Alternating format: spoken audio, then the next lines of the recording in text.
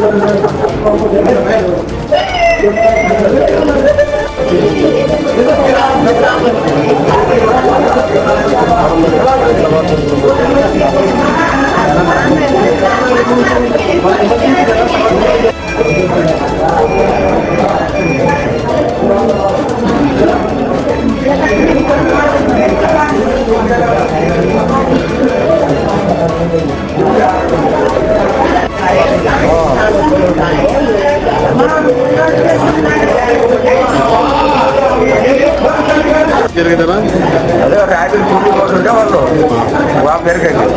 Break వెళ్ళి కూడా పడించాడు. ఎంతమంది దెబ్బలు తన్నాయి? ఎక్కడ పోతుండ్రు? పట్టాల